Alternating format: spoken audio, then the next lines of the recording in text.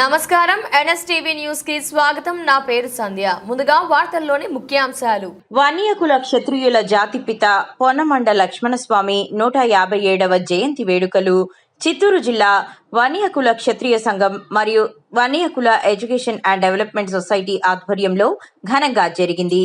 శుక్రవారం డిఐ రోడ్లోని వన్యకుల క్షత్రియ కళ్యాణ మండపంలో ఆయన చిత్రపటానికి పూలమాలలు వేసి ఘన నివాళులర్పించారు. అనంతరం వారు మాట్లాడుతూ ఆయుర్వేద వైద్య రంగంలో పొన్నమండ లక్ష్మణస్వామి శర్మ విశేష సేవలు అందించారన్నారు.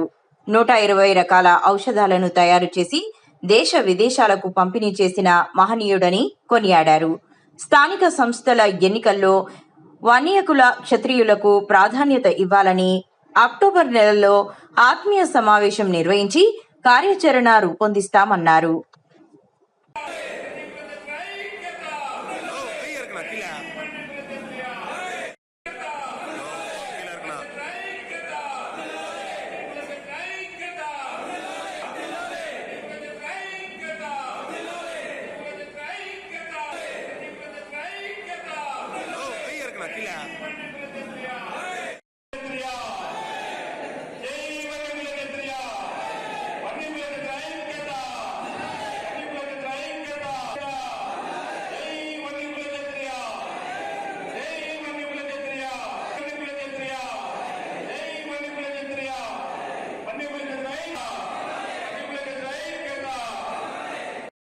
ஆந்திரப்பிரதேஷ் ஸ்டேட் சித்தூர் டிஸ்ட்ரிக்டுடைய வன்னியகுல க்ஷத்ரியர் அனைவரும் சேர்ந்து இன்னைக்கு பொன்னமட லட்சுமணசாமி காரு அவருடைய பிறந்தநாளை ரொம்ப சிறப்பாக கொண்டாடணும் அப்படின்னு சொல்லி நாங்கள் எல்லாரும் வந்திருக்கிறோம்.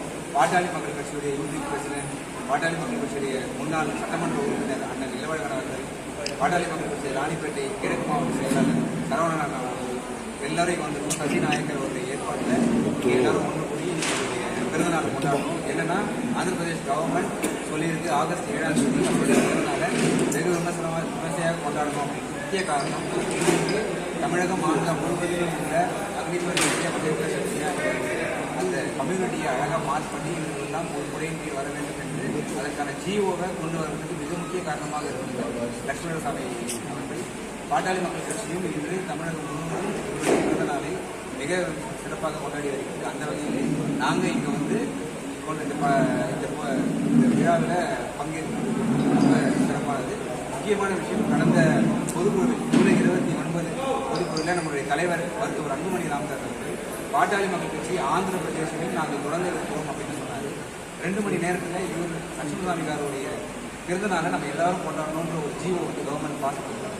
இது வந்து ஒரு கோயின்சிடன்ஸ் சொல்லலாம், தற்செயல்னு சொல்லலாம். ஆனால் இது ஒரு சைனாக நாங்கள் எடுத்துக்கிட்டு நாங்கள் எல்லாரும் நமக்கான சமூக நீதி, நம்ம மக்கள் இங்கே ஆந்திராவில் கேட்குறது என்னன்னா எங்களுக்கான உரிமையை நமக்கு எங்களுக்கு வேண்டும் அப்படின்றதுலாம் தலைவர் அவர்களை சந்தித்து கோரிக்கை வச்சிருக்கிறாங்க. தலைவர் அவர்களும் இந்த மக்களுக்கான எல்லா கோரிக்கையும் கேட்டு நிச்சயம் நாங்கள் ஆந்திராவுக்கு வந்து நம்ம மக்களுக்கான உரிமை பொருளை நாம் கேட்டு நம்ம அதை நடைமுறைப்படுத்துவோம்.